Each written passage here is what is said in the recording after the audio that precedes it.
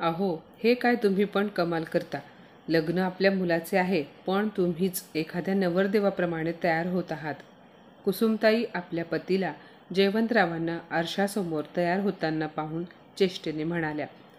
यावर जयवंतराव म्हणाले, अगं मग काय झाले? तसेही माझ्याकडे पाहून सर्वजण मला विक्रांतचा मोठा भाऊ समजतात आणि आज तर तू सुद्धा ब्युटी पार्लरमध्ये जाऊन तयार होऊन ये. आज आपल्या मुलाच्या आयुष्यातील सर्वात खास दिवस आहे. आज हा आनंदाचा क्षण आठवून कुसुमताईंचे डोळे भरून आले. त्या मनात म्हणाल्या, खरंच माझे पती किती उत्साही होते. ते जिवंत असताना घरात किती चैतन्य होते. आज विक्रांतच्या लग्नाला 2 वर्ष पूर्ण झाली आहेत. 2 वर्षांपूर्वी आजच्या दिवशी घरात किती आनंदाचे वातावरण होते आणि आज मी ह्या घरामध्ये अगदी एकटी पडली आहे. कुसुमताईंचा मुलगा विक्रांत एका खूप मोठ्या कंपनीमध्ये नोकरी करत होता आणि त्याच्याच ऑफिसमध्ये काम करणाऱ्या नेहावर त्याचे प्रेम होते. विक्रांतने आईवडिलांना नेहाबद्दल सांगितले तेव्हा आईवडिलांनी विरोध न करता मुलाच्या प्रेमाला सुनेच्या रूपामध्ये स्वीकारले होते. कारण विक्रांत त्यांचा एकुलता एक मुलगा होता आणि त्याच्या आनंदातच ते स्वतःचा आनंद मानायचे. कुसुमताईंना मुलगी नव्हती, त्यामुळे त्या आपल्या सुनेला मुलीप्रमाणे वागवत होत्या.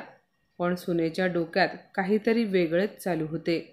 तिला सासू सासऱ्यांसोबत नाही तर फक्त आपल्या नवऱ्याबरोबर राहायचे होते. लग्नापूर्वी नेहाने विक्रांतला अट घातली होती की लग्नानंतर ती घरातील एकही काम करणार नाही आणि ती तिचे आयुष्य तिच्या मर्जीने जगेल. विक्रांतनेही लग्नानंतर सर्व काही तिच्या मर्जीनेच होईल असे वचन दिले होते. आईवडिलांनी आपल्या एकुलत्या एक मुलाचे लग्न धूमधडाक्यात लावून दिले. सून घरी आली त्यामुळे कुसुमताईंचा नेहमी हा प्रयत्न असायचा की त्यांच्या सुनेला कोणताच त्रास होऊ नये. लग्न होऊन 2 महिने झाले होते तरीसुद्धा नेहा घरात काडीचे काम करत नव्हती. एके दिवशी जयवंतराव स्वयंपाक खोलीमध्ये आले आणि आपल्या पत्नीला काम करताना पाहून म्हणाले, हे काय कुसुम, आजही तू एकटीच सर्व कामे करत आहेस? रात्री तुझा गुडघा दुखत होता ना? सूनबाई कुठे आहे? असे बोलत त्यांनी आपल्या मुलाला आवाज दिला. विक्रांत बाहेर आला तेव्हा जयवंतराव म्हणाले, विकी, सकाळचे 11 वाजले आहेत आणि तुम्ही दोघेही अजून झोपलेले आहात. आज रविवार आहे त्यामुळे सुनबाई घरी असते, मग तिचे कर्तव्य नाही का स्वयंपाक खोलीतील कामांमध्ये तुझ्या आईला मदत करावी? कमीत कमी 1 दिवस तरी तिला आराम मिळायला पाहिजे ना? विक्रांत म्हणाला, माफ करा बाबा, त्याचे काय आहे, आठवडाभर काम करता करता आम्हीही थकून जातो, त्यामुळे आज सुट्टीच्या दिवशी 10 वाजले तरी डोळाच उघडला नाही. बाबा म्हणाले, ठीक आहे, पण यापुढे रविवारी तुझी आई घरातील कोणतेही काम करणार नाही. सुनबाईला सांग कामे करायला. नेहा सासऱ्याचे बोलणे बेडरूमच्या दरवाजात उभी राहून ऐकत होती. जसा विक्रांत बेडरूममध्ये आला, नेहा त्याला म्हणाली, मी तुला लग्नापूर्वीच स्पष्ट केले होते की मी सासरी माझ्या मर्जीने जगणार, तर मग तुझे वडील बोलत असताना तू गप्प का होतास? अरे सांग ना, बाबांचे बोलणे गुपचूप का ऐकून घेतलेस? लग्न झाल्यानंतर लगेच मला दिलेले वचन विसरलास का? विक्रांत म्हणाला, नाही नेहा, असे काही नाही. आज बाबा खूप रागात होते त्यामुळे मी त्यांना काही बोललो नाही. नेहा म्हणाली, अच्छा, मग तुझे वडील माझा अपमान करत होते त्याचे काय? हे बघ विकी, आता मला ह्या घरामध्ये राहायचे नाही असे बोलून नेहा रडत रडत तिची बॅग पॅक करायला लागली. तिला बॅग पॅक करताना पाहून विक्रांत म्हणाला, नेहा, तू असे का बोलतेस? तुला ठाऊक आहे का, मी खरंच तुझ्याशिवाय राहू शकत नाही. नेहा म्हणाली, पण विकी, ह्या घरात माझा जीव गुदमरतो रे. ती पुढे म्हणाली, हे बघ, मी स्पष्टच बोलते, तू जर वेगळा राहत असशील तरच मी तुला सोडून कुठेही जाणार नाही. विक्रांत म्हणाला, ठीक आहे, आपण वेगळे राहू, पण मला सोडून जाऊ नकोस प्लीज. विक्रांत नेहाच्या मोहपाशात असा अडकला होता की तिच्यासाठी तो आपल्या जन्मदात्या आईवडिलांना सोडण्यासाठी तयार झाला. काही दिवसातच त्याने नवीन घर घेतले आणि त्याने आईवडिलांना सांगितले की आता त्यांना ह्या घरात राहायचे नाही. आपल्या मुलाचे आणि सुनेचे बोलणे ऐकून आईवडिलांना खूप मोठा धक्का बसला. कुसुमताईंनी तर आपल्या मुलासमोर हात जोडले. त्या खूप रडत होत्या. कुसुमताई म्हणाल्या, विक्रांत, मी यापुढे नेहाला कसलाच त्रास होऊ देणार नाही. पण तेव्हा नेहाने स्पष्ट सांगितले की हे पहा आई, आमचा आनंद वेगळे राहण्यातच आहे आणि आम्हाला आमचे आयुष्य आमच्या पद्धतीने जगायचे आहे. असे बोलून ते दोघेही आईवडिलांना एकटे सोडून निघून गेले. विक्रांत घर सोडून गेल्यानंतर कुसुमताई एकदम गप्प गप्प राहू लागल्या. पण तरीही कुसुमताईंना जयवंतरावांची सोबत होती, त्यामुळे त्यांनी कसे तरी स्वतःला सांभाळले होते. पण काही दिवसानंतर जयवंतरावांना हृदयविकाराचा झटका आला आणि त्यातच त्यांचे निधन झाले. कुसुमताईंवर दुःखाचा डोंगर कोसळला. मुलगा आणि सून फक्त रीतिरिवाज पूर्ण करण्यासाठी आले होते आणि त्यानंतर आपल्या घरी परत गेले. वडिलांच्या मृत्यूनंतर विक्रांतला पुन्हा आपल्या आईसोबत राहायचे होते, पण त्याची बायको नेहा ह्यासाठी तयार झाली नाही. कुसुमताईंना सुद्धा असेच वाटले होते की आता माझा मुलगा मला एकटीला राहू देणार नाही. पण तो जाताना फक्त एवढे म्हणाला होता की आई, दर महिन्याला मी तुला पैसे पाठवत जाईन. तुला काही हवे असल्यास मला सांग. आपल्या बायकोच्या सांगण्यावरून विक्रांत त्याच्या आईवडिलांपासून दूर झाला होता, पण नेहाचे आईवडील मात्र आपली मुलगी आणि जावयासोबत त्यांच्याच घरामध्ये राहत होते. काही दिवसांनी विक्रांतला मुलगा झाल्यानंतर त्याने आपल्या आईला फोन करून ही आनंदाची बातमी कळवली होती. विक्रांतला मुलगा झाला, मी आजी झाले. ह्या आनंदात कुसुमताई स्वतःला थांबवू शकल्या नाहीत. त्या पटकन आपल्या नातवाला भेटण्यासाठी हॉस्पिटलमध्ये गेल्या. तिथे गेल्यानंतर कुसुमताईंनी पाहिले तर नेहाची आई कामिनीताई बाळाला मांडीवर घेऊन बसल्या होत्या. कामिनीताईंना पाहून कुसुमताईंना थोडेसे अस्वस्थ वाटले, पण त्या ह्या विचाराने खुश झाल्या की कमीत कमी त्यांच्या मुलाला ह्या आनंदाच्या क्षणी आईची आठवण तरी झाली. कामिनीताई तिथेच उभ्या होत्या, पण त्यांना कोणीही बसायला सांगितले नाही. तेवढ्यात विक्रांत तिथे आला आणि आपल्या आईला पाहून म्हणाला, आई, तू आलीस? असे बोलून विक्रांतने आईच्या पायाला स्पर्श केला. तेव्हा कुसुमताई आनंदाने म्हणाल्या, मी का बरं येणार नाही माझ्या नातवाला पाहायला? शेवटी माझ्या मुलाचा अंश आहे तो. असे बोलून जेव्हा कुसुमताईंनी बाळाला घेण्यासाठी हात पुढे केला तेव्हा कामिनीताई म्हणाल्या, तो आत्ताच झोपला आहे. याला पाळण्यामध्ये ठेवते. बाळ जेव्हा उठेल तेव्हा तुम्ही बाळाला घ्या. हे ऐकताच कुसुमताईंच्या चेहऱ्यावरचे हसू गायब झाले. त्या बराच वेळ पाळण्यात झोपलेल्या आपल्या नातवाकडे पाहत होत्या. कुसुमताईंकडे पाहून कामिनीताई म्हणाल्या, बाळाला जास्त निहाळू नका विहीणबाई, नजर लागेल त्याला. विक्रांत म्हणाला, आई, चल मी तुला घरी सोडतो. कुसुमताई म्हणाल्या, नको विकी, मला एवढ्यात घरी जायचे नाही. मी आता तुझ्या घरी राहून माझ्या नातवाची, सुनेची काळजी घेईन. तेवढ्यात नेहा म्हणाली, माझ्या बाळाची काळजी घेण्यासाठी माझी आई आहे, त्यामुळे उगाच इथे गर्दी करू नका. सुनेचे बोलणे ऐकून कुसुमताईंच्या डोळ्यात पाणी आले आणि त्या पटकन हॉस्पिटलच्या बाहेर निघून गेल्या. घरी आल्यानंतर त्या बराच वेळ रडत होत्या, पण राहून राहून त्यांना आपल्या नातवाला पाहावेसे, भेटावेसे वाटत होते. त्यामुळे कुसुमताई कधी कधी आपल्या मुलाचा जुना अल्बम कपाटातून बाहेर काढून पाहत बसायच्या. लहान विक्रांतला पाहून विचार करत असायच्या की माझा नातूसुद्धा असाच दिसत असेल ना. आता त्यांचा नातूसुद्धा 1 वर्षाचा झाला होता. विक्रांत कधी कधी आपल्या आईला भेटायला येत होता, पण मुलाच्या जन्मानंतर त्याने आईकडे येणे बंद केले होते. एके दिवशी कुसुमताईंना विक्रांतला खूप भेटावेसे वाटत होते, त्यामुळे विक्रांतला फोन करून भेटायला ये असे सांगावे वाटले. पण दुसऱ्या क्षणी कुसुमताईंना आपल्या सुनेचे कडवट बोलणे आठवले. काही दिवसांपूर्वी जेव्हा कुसुमताईंनी विक्रांतला फोन केला तेव्हा नेहाने फोन उचलला होता. ती म्हणाली, आई, तुम्ही सारखा सारखा फोन करून आम्हाला डिस्टर्ब का करता? दर महिन्याला खर्चासाठी तुम्हाला विक्रांत पैसे पाठवतो ना, मग तरीही तुम्ही त्याला फोन करून का त्रास देता? एवढे बोलून तिने फोन कट केला. त्यानंतर कुसुमताईंची आपल्या मुलाला फोन करण्याची हिंमत झाली नाही. गुड मॉर्निंग काकी, कशा आहात तुम्ही? कुसुमताईंकडे भाड्याने राहणारी प्रिया आपल्या 1 वर्षाच्या मुलाला घेऊन आत येत म्हणाली.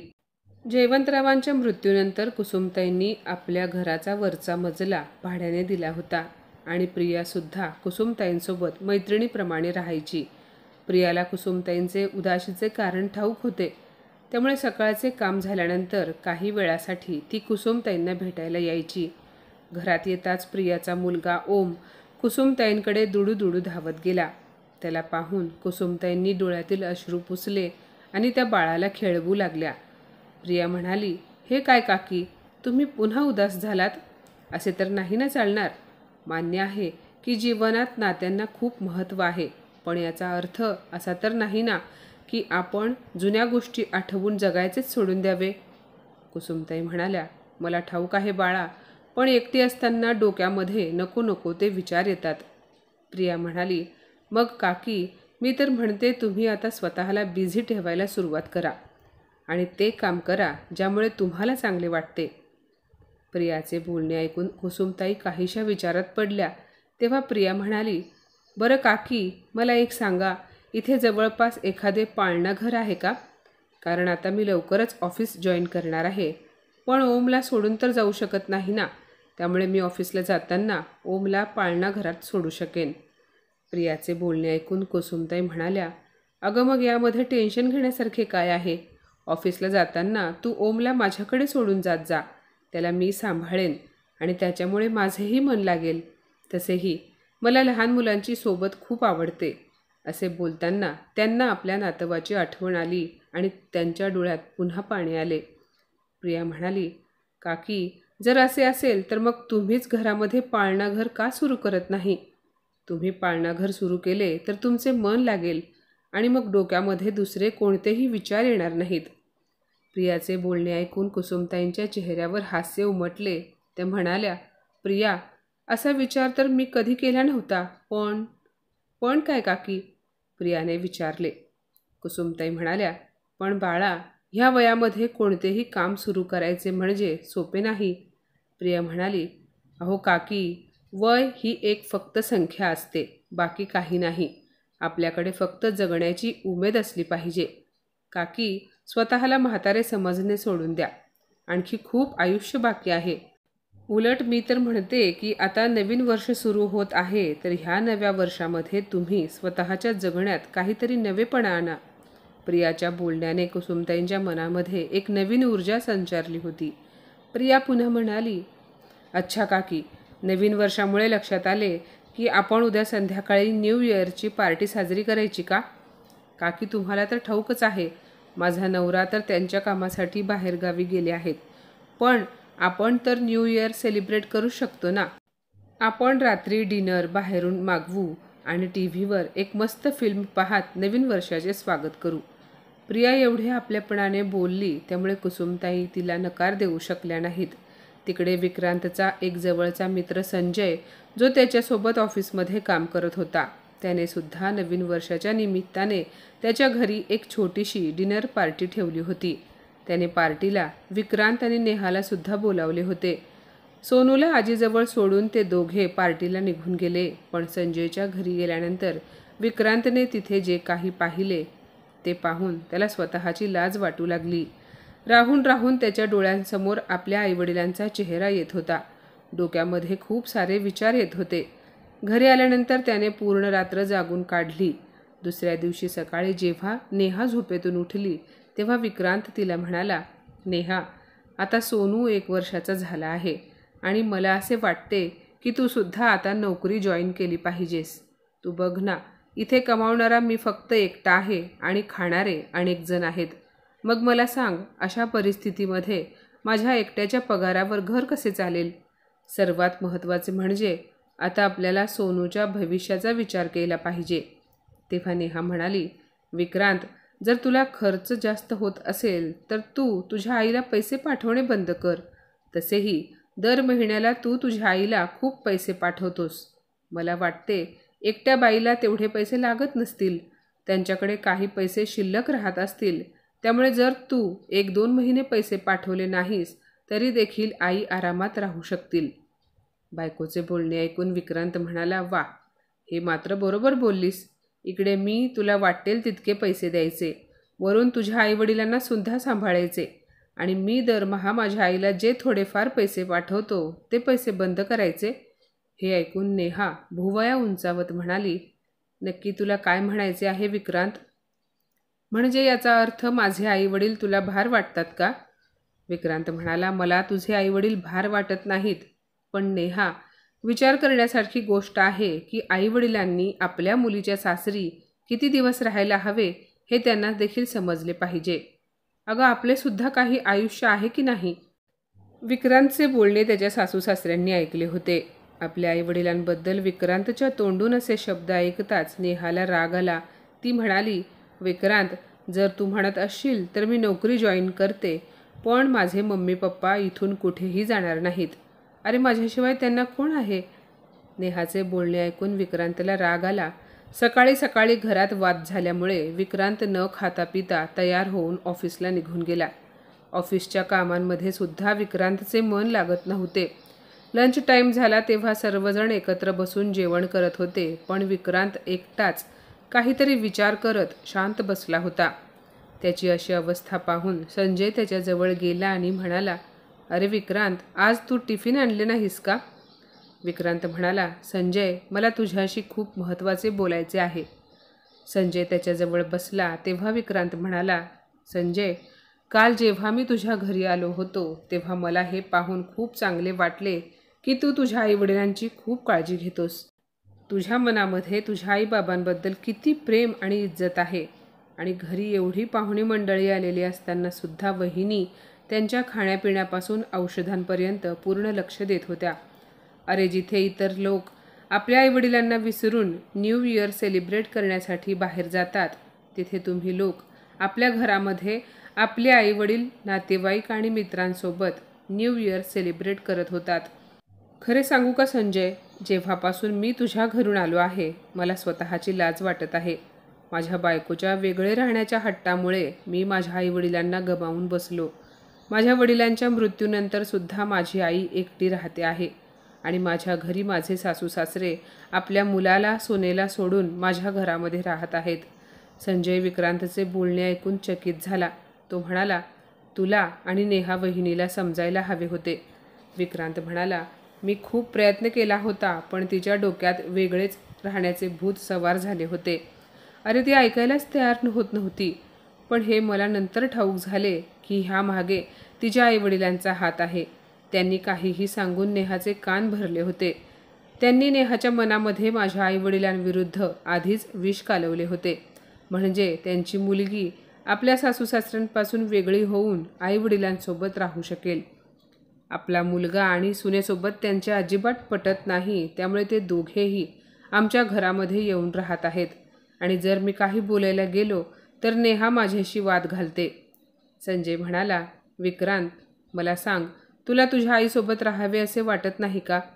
विक्रांत पटकन म्हणाला, हो यार, आईसोबत राहावे असे मला खूप वाटते, पण परत मनात हाही विचार येतो की जर मी माझ्या आईला माझ्याकडे घेऊन आलो तर ते सर्वजण तिला कामवाली बनवून ठेवतील. तुला ठाऊक आहे का, माझ्या मुलाचा जन्म झाल्यानंतर माझ्या आईला खूप आनंद झाला होता, पण हॉस्पिटलमध्ये माझी बायको आणि सासूने आईसोबत उपेक्षित व्यवहार केला, तिचा अपमान केला. त्यामुळे मी आईला तिथून जायला सांगितले होते. त्या दिवसानंतर मला आईकडे जाऊन तिच्याशी बोलायला सुद्धा लाज वाटत आहे. अरे, काय केले नसेल मी माझ्या बायकोसाठी, पण तिने कधी हा विचार केला नाही की माझा आनंद कशात आहे. हे ऐकून संजय म्हणाला, नाही विक्रांत, चूक तुझीच आहे. तू कुठवर तुझ्या बायकोच्या इशाऱ्यावर नाचत राहणार आहेस आणि योग्य वेळ येण्याची वाट पाहणार आहेस. अरे, परिस्थिती बदलण्याची वाट पाहण्याऐवजी परिस्थिती बदलण्याची ताकद ठेव. सर्व काही तुझ्या हातात आहे. माझे ऐक आणि आत्ताच्या आत्ता आईकडे जा. मी तुला विश्वासाने सांगतो की आपल्या मुलाची एक झलक पाहण्यासाठी तुझी आई व्याकुळ झाली असेल. तुला पाहताच त्या सर्व काही विसरून तुला जवळ घेतील. आपल्या मित्राचे बोलणे विक्रांतला योग्य वाटले. तो त्याच वेळी ऑफिसमधून सुट्टी घेऊन आईला भेटण्यासाठी निघून गेला. पण जसा तो घराबाहेर पोहोचला तेव्हा त्याला आत्मग्लानी व्हायला लागली. त्याला वाटायला लागले की आज फक्त त्याच्यामुळे हे घर विस्कटून गेले आहे. भरलेल्या डोळ्यांनी त्याने घरामध्ये प्रवेश केला तेव्हा त्याने समोर पाहिले तर त्याची आई 2 छोट्या छोट्या मुलांना जवळ घेऊन बसली होती. त्या मुलांसोबत बोबड्या भाषेत बोलून त्यांना खेळवत होती. हे दृश्य पाहून विक्रांतच्या डोक्यामध्ये आपल्या बालपणीचे चलचित्र फिरायला लागले. लहानपणी आई अशाच प्रकारे त्याला प्रेमाने बोलत होती. अचानक कुसुमताईंचे लक्ष विक्रांतकडे गेले. त्याला पाहून त्या म्हणाल्या, विक्रांत, तू इथे? विक्रांतने पुढे येऊन आईच्या पायांना स्पर्श केला. तेव्हा कुसुमताईंनी त्याला मिठी मारली. दोघांच्याही डोळ्यातून अश्रूंच्या धारा वाहू लागल्या. तो आपल्या आईजवळ बसला. तेव्हा कुसुमताई त्याला म्हणाल्या, तुला आज एवढ्या दिवसानंतर तुझ्या आईची आठवण कशी आली? विक्रांत रडत आपल्या आईच्या मांडीवर डोके ठेवून म्हणाला, आई, माझा एक चुकीचा निर्णय आणि त्यामुळे आपल्या सर्वांच्या आनंदाला ग्रहण लागले. मला तर असे वाटत होते की जणू काही माझ्या आजूबाजूला एक दाट जाळे पसरले आहे आणि मला तिथून निघण्यासाठी वाटच दिसत नाही. कुसुमताई म्हणाल्या, बेटा, हे जाळे तू स्वतः विणले आहेस. आपला एक चुकीचा निर्णय पूर्ण आयुष्याच्या आनंदावर भारी पडू शकतो. विक्रांत म्हणाला, आई, पण आता मी काय करू? आई म्हणाली, बाळा, तू असा कोणताही निर्णय घेऊ नकोस ज्यामुळे तुम्हा दोघा पतीपत्नींचे नाते खराब होईल. तू फक्त हळूहळू तुझ्या बायकोला तिच्या जबाबदारीची जाणीव करून दे. मला माझ्या संगोपनावर विश्वास होता. मला ठाऊक होते की एक दिवस माझे प्रेम तुला नक्की माझ्याकडे खेचून आणेल आणि त्याच प्रेम आणि समजदारीने तुला तुझ्या बायकोला सांभाळायचे आहे. पण तू कोणतेही काम असे करू नकोस ज्यामुळे तुम्हा दोघांच्या नात्यांमध्ये दुरावा येईल. विक्रांत म्हणाला, आई, तू बरोबर बोलत आहेस. खरंच तुझे मन खूप मोठे आहे. तुझ्या मनात सर्वांसाठी फक्त प्रेमच प्रेम आहे. आज तुला बोलून मला खूप चांगले वाटत आहे. माझे मनसुद्धा हलके झाले आहे. पण आई, मला सांग, ही मुले कोण आहेत? कुसुमताई म्हणाल्या, बाळा, तू घर सोडून गेल्यानंतर काही दिवसांनी तुझे बाबाही गेले. त्यामुळे ह्या घरामध्ये मी खूप एकटी पडले होते. त्यामुळे मी घरातच पाळणाघर सुरू केले. कालपासूनच सुरुवात केली आहे. आता फक्त 2 मुले आहेत. पण खरं बोलू, ह्या निरागस मुलांसोबत दिवस कसा जातो समजत नाही. आईचे बोलणे ऐकून विक्रांतला खूप आनंद झाला. तो म्हणाला, आई, मी तुला घराबाहेर लावण्यासाठी एक चांगला बोर्ड बनवून देतो आणि मुलांसाठी खेळणीसुद्धा मागवतो. मुलाचा उत्साह पाहून कुसुमताईंना आनंद झाला. संध्याकाळपर्यंत विक्रांतने सर्व व्यवस्था करून दिली आणि रात्री तो त्याच्या घरी गेला. आज खूप दिवसानंतर कुसुमताईंच्या चेहऱ्यावर चमक आली होती. जेव्हा विक्रांत त्याच्या घरी परतला, त्याने पाहिले नेहा काहीशी नाराज होऊन बसली होती आणि त्याचा मुलगा सोनू जवळच खेळत होता. कोणाला काहीही न बोलता विक्रांतने आपल्या मुलाला उचलून घेतले आणि तो त्याच्यासोबत खेळायला लागला. तेवढ्यात नेहा रागाने म्हणाली, तू म्हणालास म्हणून मी बॉसला फोन केला आणि सोमवारपासून ऑफिस जॉईन करणार असल्याचे सांगितले. विक्रांत म्हणाला, अरे वा, व्हेरी गुड. नेहा पुढे म्हणाली, पण विक्रांत, तू माझ्या मम्मी पप्पांच्याबद्दल असे बोलायला नको होतेस. विक्रांत म्हणाला, सॉरी नेहा, खर्च वाढल्यामुळे माझे बजेट गडबडले होते आणि ह्या कारणामुळेच मी टेन्शनमध्ये होतो. त्यामुळे टेन्शनमध्येच मी काही बोललो असेल. बरं ठीक आहे, मी आता खूप थकलेलो आहे. माझ्यासाठी 1 कप चहा बनव. नेहा चहा बनवण्यासाठी किचनमध्ये गेली तेव्हा तिचे मम्मी पप्पासुद्धा सोफ्यावर येऊन बसले. त्याची सासू म्हणाली, जावई बापू, जर आमचा मुलगा आणि सून चांगले असते तर आम्हाला तुमच्या घरी येऊन राहावे लागले नसते.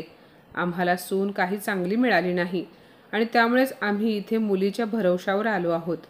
तेवढ्यात विक्रांतसुद्धा म्हणाला, मम्मी, तुम्ही तर खूप भाग्यवान आहात. तुमचा मुलगा चांगला नाही, पण कमीत कमी तुमची मुलगी तरी आहे तुमची काळजी घ्यायला. पण जरा माझ्या आईचा विचार करा, जिचा एकुलता एक मुलगा केवळ सुनेच्या हट्टामुळे आईवडिलांपासून वेगळा झाला. मला तर वाटते जर मलाही एक बहीण असती तर तिने देखील माझ्या आईची अशा परिस्थितीत काळजी घेतली असती, आईला व्यवस्थित सांभाळले असते. तो मोठ्या आवाजात म्हणाला, नेहा, माझा चहा माझ्या खोलीमध्ये आणून दे आणि माझ्यासाठी जेवण बनवू नकोस, मला भूक नाही. असे बोलून विक्रांत त्याच्या खोलीमध्ये निघून गेला. विक्रांतचे बोलणे ऐकून नेहाचे आईबाबा चकित झाले. दुसऱ्या दिवशी सकाळी विक्रांत ऑफिसला गेल्यानंतर नेहाच्या आईबाबांनी तिला स्पष्ट सांगितले की ते आता इथे थांबणार नाहीत, आजच आपल्या घरी जातील. आईवडिलांचे बोलणे ऐकून नेहा म्हणाली, नाही आई बाबा, मी तुम्हाला कुठेही जाऊ देणार नाही. तसेही दादा तर वहिनीशिवाय कोणाचे ऐकत नाही आणि तिथे जाऊन तुला वहिनीचे बोलणेसुद्धा ऐकून घ्यावे लागेल आणि मला हे अजिबात पटणार नाही. नेहाचे बाबा म्हणाले, अगं नाही बाळा, तुझे दादा वहिनी एवढेही वाईट नाहीत जेवढे तुझी आई सांगते. तुझ्या आईसमोर बोलण्याची तुझ्या वहिनीची हिंमतच कधी होते? आणि तसेच लहान मोठे वाद कोणाच्या घरात होत नाहीत, त्यामुळे आता आमच्या घरी जाणेच योग्य आहे. नेहा म्हणाली, पण आई, मी आता नोकरी करणार आहे, तर मग माझ्या सोनूकडे लक्ष कोण देईल? त्याला कोण सांभाळेल? तिची आई म्हणाली, हे बघ नेहा, ही तुमची डोकेदुखी आहे, त्यामुळे तुम्ही बघा. पण आता आम्ही आमच्या घरी जाणार आहोत, तर आम्हाला जाऊ देत. दुसऱ्या दिवशी म्हणजे सोमवारपासून नेहाने ऑफिस जॉईन केले. ऑफिसला जाताना तिने आपल्या मुलाला तिच्या आईच्या घरी सोडले. तिच्या आईचे घर तिच्या घरापासून खूप दूर होते, त्यामुळे रोज रोज सोनूला आईकडे सोडणे आणणे शक्य नव्हते. नेहाने आपल्या मुलाशिवाय खूप मुश्किलीने 5 दिवस काढले आणि शुक्रवारच्या संध्याकाळी म्हणाली, विक्रांत, सोनूशिवाय तर आपले घर सुने झाले आहे. मला 2 दिवसांची सुट्टी आहे, तर त्याला जाऊन घेऊन येऊ. तेव्हा विक्रांत हसला आणि म्हणाला, आणि तसेही मोठा होऊन त्याला स्वतःचेच वेगळे आयुष्य जगायचे आहे, त्यामुळे आत्तापासूनच तुझ्या मनाला मजबूत कर, नाहीतर तुला माझ्या आईसारखे रडावे लागेल. विक्रांतच्या अशा बोलण्याने नेहाच्या काळजाला ठेच लागली आणि ती एका गहन विचारामध्ये हरवली. दोघांनी संध्याकाळी जाऊन सोनूला आपल्या घरी आणले आणि 2 दिवस कसे निघून गेले हे नेहाला समजले नाही. दुसऱ्या दिवशी सोमवार होता, पण नेहाला पुन्हा आपल्या मुलापासून दूर राहायचे नव्हते, त्यामुळे ती काहीतरी विचार करून विक्रांतला म्हणाली, विक्रांत, तुझी आई आपल्या सोनूला सांभाळेल का? हे बोलणे ऐकून विक्रांतने आश्चर्याने नेहाकडे पाहिले आणि म्हणाला, काय? तू आता काय म्हणालीस? नेहा म्हणाली, जर आपण सोनूला आईंकडे सोडले तर मग आईंना काही त्रास तर होणार नाही ना? तेव्हा विक्रांत हसत म्हणाला, तिला कसला त्रास होईल? अगं, आईने तर घरामध्ये मुलांसाठी पाळणं घर सुरू केले आहे. आई आपल्यापासून जवळच तर राहते. आपण रोज संध्याकाळी आपल्या सोनूला परत आणू शकतो. त्याच्यापासून आपल्याला दूरही राहावे लागणार नाही. नेहाच्या बोलण्यावरून विक्रांतने आपल्या आईला फोन लावला. तेव्हा कुसुमताई आनंदाने म्हणाल्या, अरे, हे काय विचारणे झाले का? मला तर खूप आनंद झाला आहे. त्या रात्री नेहा आणि विक्रांत दोघांनाही शांत झोप लागली, पण कुसुमताईंना आनंदामुळे झोपच येत नव्हती. दुसऱ्या दिवशी गाडीचा हॉर्न वाजला, तेव्हा कुसुमताई धावत गेटजवळ आल्या. तेव्हा विक्रांत सोनूला आईकडे देत म्हणाला, हे घे आई आणि सांभाळ तुझ्या नातवाला. दुसरीकडे नेहानेही सुटकेचा निश्वास सोडला. काही दिवसातच सोनूची आजीशी मैत्री झाली आणि आता आईसोबत राहूनही तो आजीकडे जाण्याचा हट्ट करू लागला. नेहाला हे पाहून आश्चर्य वाटले की सोनू आजीसोबत असताना मोठ्यांना नमस्कार करणे, त्यांना खाली वाकून नमस्कार करणे, तसेच जेवण्यापूर्वी प्रार्थना करणे इत्यादी चांगल्या गोष्टी शिकायला लागला होता. विक्रांत म्हणाला, नेहा, मला तर असे वाटते की मी आठवडाभर घरी नाही, तर मी ट्रेनिंगवरून येईपर्यंत चेंज म्हणून तू आईकडे जाऊन राहा. नेहा विचार करून म्हणाली, ठीक आहे, मी माझे सामान पॅक करते. आपण आज संध्याकाळीच आईकडे जाऊया. नेहाच्या ह्या बोलण्याने विक्रांतने तिला मिठी मारली आणि संध्याकाळी ते दोघेही कुसुमताईंच्या घरी गेले. अचानक दोघांना तिथे पाहून कुसुमताईंना आश्चर्य वाटले आणि आनंदही झाला. नेहा म्हणाली, मी इथे राहू शकते ना आई? कुसुमताई म्हणाल्या, सुनबाई, ह्यामध्ये विचार करण्यासारखे काय आहे? अगं, हे घर आजही तुझेच आहे. एवढे काही झाल्यानंतर सुद्धा आपल्या सासूच्या मनामध्ये आपल्याबद्दल एवढे प्रेम आहे हे पाहून नेहाला खूप आनंद झाला. कुसुमताईंनी खूप प्रेमाने सर्वांसाठी जेवण बनवले. आज खूप दिवसानंतर तिघेही एकत्र बसून जेवण करत होते आणि कुसुमताईंच्या चेहऱ्यावर आज वेगळाच आनंद दिसत होता. 2-3 दिवस तिथे राहून नेहा विचार करायला लागली की माझ्या आईने मला सांगितले होते तशी तर माझी सासू अजिबात नाही, उलट ती खूप प्रेमळ आहे. तिला आठवायला लागले की तिच्या आईने तिला लग्नापूर्वी हे शिकवले होते की लग्न झाल्यानंतर लवकरात लवकर नवऱ्याला मुठीत ठेव आणि वेगळी हो. तुझी सासू खूप आगाऊ आहे, ती तुम्हा दोघांना सुखाने राहू देणार नाही आणि मला असे वाटत नाही की माझ्या मुलीने सासूची तसेच आल्या गेल्याची सेवा करावी. आता नेहाच्या हळूहळू लक्षात येत होते की ती चुकीचे वागत होती. आता नेहासुद्धा आपल्या सासूला कामांमध्ये मदत करायला लागली. 5 दिवसात विक्रांत परत आला तेव्हा नेहासुद्धा त्याच्यासोबत घरी आली. पण कुठे ना कुठेतरी नेहा कुसुमताईंसोबत घालवलेल्या क्षणांना आठवत होती. एके दिवशी रविवारी नेहाला तिच्या आईचा फोन आला. ती म्हणाली, बेटा, आज रविवार आहे आणि तुला भेटून खूप दिवस झाले आहेत. आज माझ्याकडे ये आणि 2-4 दिवसांची सुट्टी काढून इथेच राहा आणि नंतर इथूनच ऑफिसला जा. तेव्हा नेहा म्हणाली, नाही आई, मी काही येऊ शकणार नाही. कामिनीताई म्हणाल्या, काय येऊ शकणार नाही? एवढे काय महत्त्वाचे काम काढले आहेस? नेहा म्हणाली, आज आमचा वेगळा प्लॅन आहे. आजचा दिवस मला माझ्या सासूसोबत घालवायचा आहे. मुलीचे बोलणे ऐकून कामिनीताई आश्चर्यचकित झाल्या आणि इकडे दाढी करत असलेला विक्रांतसुद्धा दाढी करता करता नेहाकडे आश्चर्याने पाहू लागला. कामिनीताई पुढे काही बोलणार तेवढ्यात नेहाने फोन ठेवला. पण विक्रांत एकटक नेहाकडे पाहत होता. तो म्हणाला, आज तू चक्क तुझ्या आईच्या घरी जायला नकार दिलास? नेहा म्हणाली, हो विक्रांत, तुला ठाऊक नाही की आजचा दिवस किती खास आहे. बरं ठीक आहे विक्रांत, आता लवकरात लवकर आंघोळ करून बाहेर ये. मी बाकीची तयारी करते. थोड्या वेळातच आपण आईंकडे जाणार आहोत. असे बोलून नेहा किचनमध्ये गेली. काही वेळाने ते दोघेही कुसुमताईंच्या घरी पोहोचले. कुसुमताईंनी दरवाजा उघडताच नेहा म्हणाली, आई, तुम्हाला वाढदिवसाच्या लाख लाख शुभेच्छा. कुसुमताईंच्या डोळ्यांमध्ये आनंदाश्रू आले आणि विक्रांत हक्काबक्का होऊन उभा होता. कारण आईचा आज वाढदिवस आहे हे त्याच्या लक्षातच नव्हते. आज नेहाने स्वतःच्या हाताने सासूसाठी केक बनवला होता. सर्वांनी खूप आनंदाने कुसुमताईंचा वाढदिवस साजरा केला. नेहा म्हणाली, आई, वाढदिवस तर तुमचा आहे, पण मी तुम्हाला काहीतरी देण्याऐवजी मला तुमच्याकडूनच काहीतरी हवे आहे. नेहा म्हणाली, आई, मी तुमच्याबरोबर जे काही वागले ते अक्षम्य आहे, पण तरीसुद्धा तुम्ही मला माझ्या चुकीची माफी देऊ शकाल का? मी तुम्हाला खूप दुःख दिले आहे. असे बोलत नेहाने सासूचे पाय धरले. तेव्हा कुसुमताई तिला उठवत म्हणाल्या, बाळा, जे काही झाले ते विसरून जा. तुम्ही पुन्हा माझ्याकडे परत आलात हेच माझ्यासाठी खूप आहे. नेहा म्हणाली, नाही आई, एवढेच खूप नाही तर आता आम्ही दोघेही तुमच्यासोबत इथेच राहणार आहोत. हे ऐकून कुसुमताईंना आणि विक्रांतला तर जणू काही जगातील सर्वात मोठा आनंद मिळाला होता. आज इतक्या दिवसांनी कुसुमताईंच्या घरातून हसण्याचा आवाज येत होता. त्यांचे घर पुन्हा आनंदाने गजबजले होते. तर माझ्या मित्रमैत्रिणींनो, आजची ही कथा तुम्हाला कशी वाटली कमेंटमध्ये नक्की सांगा. आणि अशाच नवनवीन कथा ऐकण्यासाठी प्रज्ञा मराठी स्टोरीजला नक्की सबस्क्राईब करा. धन्यवाद.